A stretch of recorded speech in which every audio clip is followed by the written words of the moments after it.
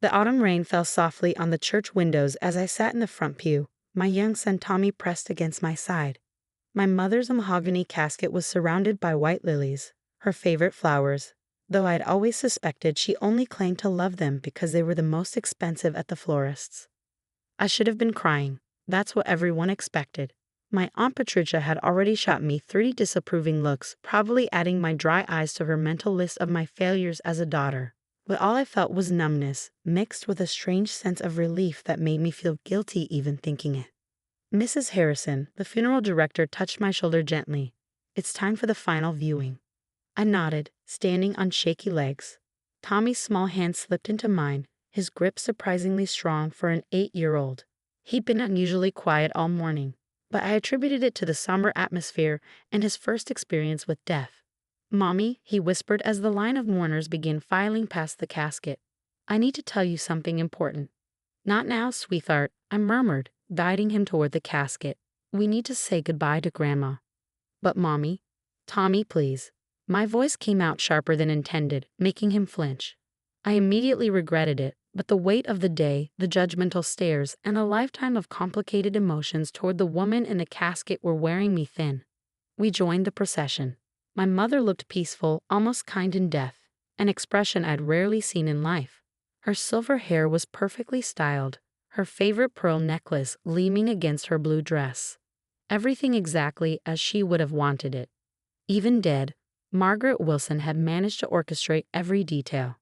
Back in our pew, Tommy fidgeted beside me throughout the service. I barely heard the pastor's words about my mother's dedication to family and generous spirit. 20 years of memories flickered through my mind instead. Mother's cruel comments about my weight as a teenager, her disapproval of every decision I ever made, her constant reminders that my father left because I wasn't good enough. And now, the pastor's voice cut through my thoughts. Margaret's sister Patricia would like to say a few words. My aunt approached the podium, dabbing her eyes with a lace handkerchief. Margaret was more than my sister. She was my best friend, my confidant. She carried such burdens, raised her daughter alone after that terrible abandonment. I felt the familiar twist in my stomach at the mention of my father. 20 years, and they still painted him as the villain who walked out on his family without a word. Mother had built her whole identity around being the abandoned wife, the strong single mother. She'd received decades of sympathy, casseroles, and admiration for her resilience. "Mommy," Tommy tugged my sleeve again, more urgently. "Please, it's about Grandma," she gave me. "Tommy, sheh," I whispered, noting the glares from nearby relatives. The reception afterward was held in the church basement, the same basement where I'd attended Sunday school, youth group, and 1,000 potluck dinners under Mother's watchful eye. Now it was filled with mourners eating triangle sandwiches and sharing their favorite Margaret Wilson stories, each one feeling like a scene from a different woman's life than the mother I knew. "Diana." Aunt Patricia cornered me by the coffee urn. "Your mother would be disappointed by your behavior today." Not a single tear. "After everything she did for you?" I opened my mouth to respond, but Tommy suddenly burst between us. "Mommy, you have to see this now." He was practically jumping with urgency. "Thomas Wilson," Patricia scolded. "Where are your manners? Your grandmother taught you better than." "Here." Tommy thrust an envelope into my hands. The paper was creamy white, expensive, Mother's preferred stationery. My name was written on the front in her perfect penmanship. "What's this?" I turned the envelope over. It was sealed with Mother's distinctive wax seal, a pretentious touch she'd adopted in recent years. "Grandma gave it to me last week," Tommy explained breathlessly. "When you took me to visit. She made me promise not to tell anyone or give it to you until after the funeral. She said it was super important." Patricia leaned forward, curiosity overcoming disapproval. "Well, open it, Diana." My hands trembled slightly as I broke the seal. Inside was a single sheet of paper, covered in Mother's elegant handwriting. The first line made my blood run cold. "My dearest Diana, if you're reading this, I'm dead, and it's finally time for you to know the truth about your father." The coffee cup slipped from my hand, shattering on a linoleum floor.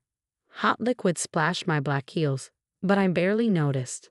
My eyes were fixed on the letter, racing through the words that would change everything. 20 years ago, I did something unforgivable. Your father didn't abandon us. I drove him away, and then I lied. To you, to everyone. The truth is, Deanna? Patricia's voice seemed to come from far away. What is it? What does it say? But I couldn't speak. The ring was spinning as 2 decades of carefully constructed reality crumpled around me. In my mind, I saw my father's face the last time I'd seen him, the sadness in his eyes that I'd never understood until now. I heard Mother's voice all those years, feeding me lies that shaped my entire life. Mommy? Tommy's small hand found mine again. Are you okay? Grandma said the letter might make you sad, but that you needed to know. I looked down at my son's worried face, seeing for the first time how much he resembled my father. The same concerned furrow between his brows, the same gentle eyes. My mother had known she was dying. She'd chosen my innocent 8-year-old as her messenger, ensuring I couldn't escape the truth even after her death. Diana, you're white as a sheet. Patricia reached for the letter. Let me see. I pulled it away, folding it quickly and tucking it into my purse. I need some air, I managed to say. Tommy, come with me. As we hurried toward the church doors, I heard the whispers start behind us. Let them talk. They'd been believing Mother's lies for 20 years. What was one more day of gossip? Outside, the rain had stopped. Tommy and I sat on the church steps, the wet stones soaking through my dress. I pulled out the letter again, my hand steadier now. Did you read it? I asked Tommy. He shook his head. Grandma said it was only for you, but she cried when she gave it to me, Mommy. I've never seen Grandma cry before. Neither had I. In all my life, I'd never seen Margaret Wilson show that kind of genuine emotion. What kind of guilt had she carried all these years? What kind of woman orchestrates her final revenge, or was it redemption, through her grandson? I took a deep breath and began to read the letter properly, my son's warm presence beside me anchoring me as my world tilted on its axis. The truth about my father was finally in my hands, and nothing would ever be the same. The letter trembled in my hands as I read my mother's final confession. Tommy leaned against me, providing silent comfort as 20 years of lies unraveled in elegant cursive. Your father was a good man, Diana. Better than I deserved. The story I told everyone about him abandoning us was my greatest sin. The truth is, I forged documents showing I was having an affair. I planted evidence, created fake photos, and made sure he found them. I drove him away because I discovered he was planning to divorce me and seek custody of you. You see, he found proof of my embezzlement from the family business. I had been stealing money for years to maintain our lifestyle, and he was going to expose everything. I couldn't lose my reputation, my social standing. So I destroyed him first. I made him believe I was unfaithful, knowing his pride would make him leave. Then I played the abandoned wife, gaining everyone's sympathy and ensuring no one would believe him if he ever tried to tell the truth. He's been living in Seattle all these years. I've kept tabs on him, making sure he stayed away. Every time he tried to contact you, I intercepted the letters, the calls, the emails. There's a box in my bedroom closet behind the hat boxes. Inside, you'll find everything I kept from you, 20 years of your father trying to reach his daughter. Mommy? Tommy's voice pulled me from the letter. Why are you crying? I touched my cheek, surprised to find it wet. All those years of therapy, trying to understand why I wasn't enough to make my father stay. All the relationships I'd sabotaged, fearful of abandonment. My entire adult life had been shaped by my mother's calculated destruction of my relationship with my father. Let's go, I said suddenly, standing up. Go where? Tommy scrambled to his feet. To Grandma's house. There's something we need to find. We drove in silence, leaving behind the whispers and judgment at the church. Mother's house stood exactly as it always had. Imposing, perfect, cold. My key still worked in the lock, though I hadn't used it in months. The familiar scent of lavender and furniture polish hit me as we entered. Everything was immaculate, not a speck of dust suggested the owner had passed away. Mother's presence lingered in every carefully arranged flower vase and perfectly aligned cushion. I took the stairs 2 at a time, Tommy's footsteps echoing behind me. Mother's bedroom was a shrine to her expensive tastes, heavy silk curtains, antique furniture, and a closet bigger than my first apartment. The hat boxes were stacked precisely, labeled by year and occasion. Behind them, just as the letter promised, sat a plain cardboard box. My hands shook as I pulled it out. What's in it? Tommy peered over my shoulder as I opened the lid. Letters. Dozens of them, all addressed to me in unfamiliar handwriting. Birthday cards, Christmas cards, graduation congratulations. Each one stamped "Return to Sender" in my mother's handwriting. Photos of a man who looked like an older version of my childhood memories, sometimes alone, sometimes with what appeared to be his new family. "Is that my other grandpa?" Tommy asked, pointing to a recent photo. "Yes," I whispered, my throat tight. "My father. Your grandfather." A small envelope fell from between the letters. Inside was a business card for James Anderson, senior partner at a law firm in Seattle, with a handwritten note on the back. "Deanna, I'm still here when you're ready. Love, Dad." The card was dated just 3 months ago. She knew she was dying, I realized aloud. She knew she had to tell me the truth, but she couldn't face me herself. "So she used you, Tommy, and this letter." "Are you mad at Grandma?" Tommy asked quietly. I looked at my son, so innocent and honest. I don't know what I am, sweetheart. Sad, angry, confused. "Are you going to call him your dad?" Before I could answer, voices drifted up from downstairs. Aunt Patricia's distinctive tone carried through the house. "Diana, where are you? Everyone's wondering where you disappeared to." "Quick," I whispered to Tommy, shoving the box back behind the hat boxes.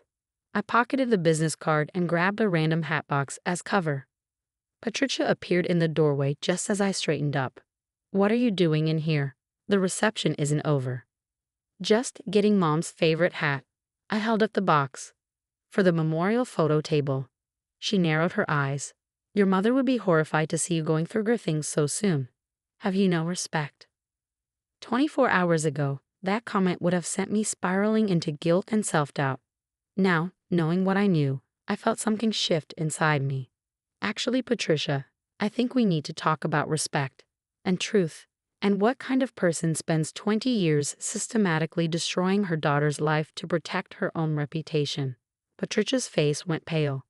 "What are you talking about?" "Ask your sister," I said, taking Tommy's hand. "Oh wait, you can't. She's dead. But don't worry, she left quite a detailed confession."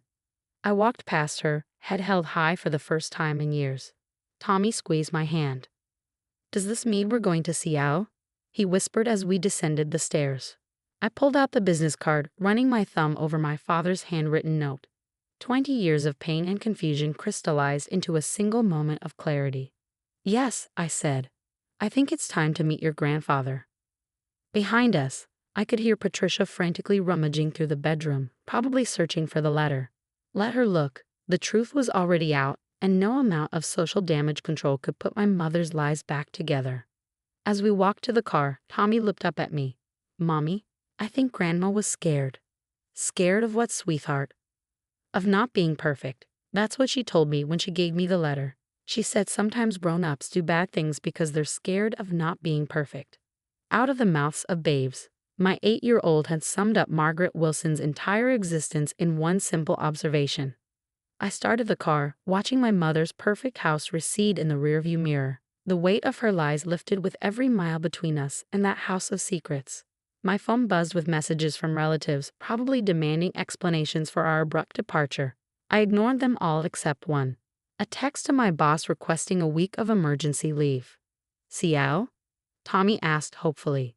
"Seattle?" I confirmed. "We have 20 years of lost time to make up for." The Seattle skyline emerged through the airplane window as Tommy pressed his face against the glass. "Look, Mom, the Space Needle." My hands gripped the armrests, anxiety and anticipation mixing in my stomach. After 3 days of frantic arrangements, booking flights, finding a pet sitter for our cat, and ignoring dozens of missed calls from Aunt Patricia, we were finally here.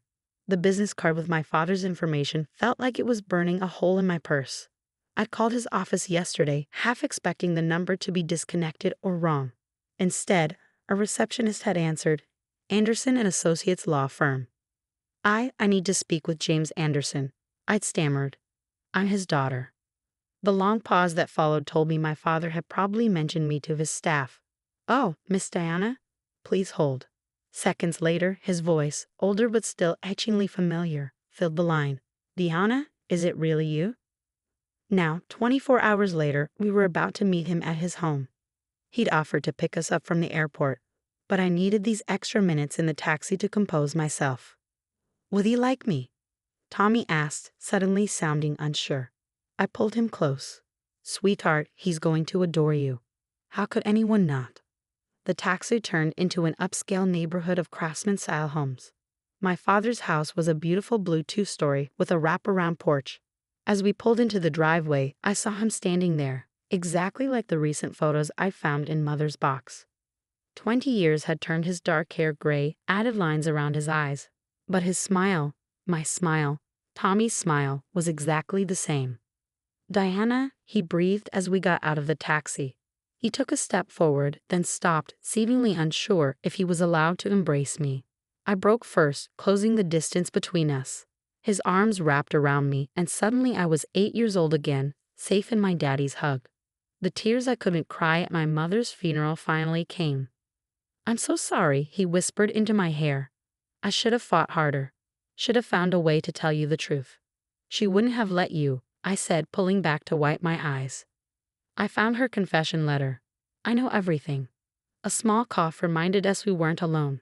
Tommy stood by the taxi, trying his best to be patient but practically vibrating with curiosity. "And this must be Tommy," my father said, his voice thick with emotion. "I've seen your pictures, young man, but they don't do justice to how much you look like your mother at that age." "You have pictures of me?" Tommy asked, surprised. Dad nodded. "Come inside, both of you. I have a lot to show you." The inside of his house was warm and lived in, the opposite of my mother's museum-like perfection.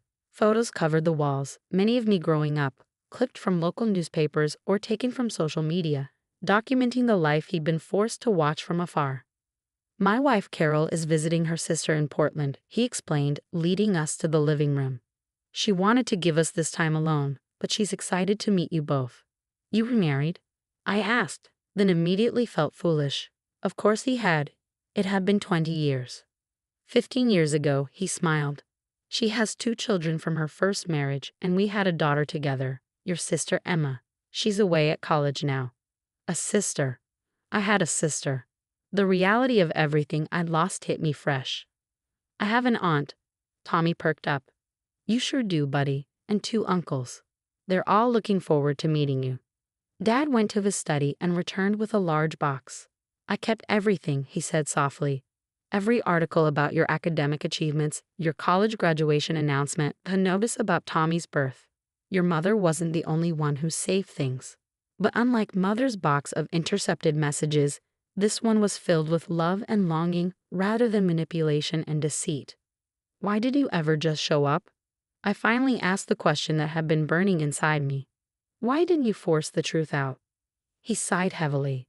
"Your mother made it very clear that if I tried, she would destroy not only my reputation but my entire life. She had manufactured evidence of financial misconduct that could have sent me to prison. By the time I rebuilt my life here and had the resources to fight her legally, you were an adult. I was afraid forcing the truth would only hurt you more. But you kept trying to reach me. Every year on your birthday and at Christmas. Every major milestone. I never stopped hoping that someday you'd be ready to hear the truth." Tommy, who had been uncharacteristically quiet, suddenly spoke up. "Is that why Grandma cried when she gave Mom the letter? Because she was sorry?" Dad looked thoughtful.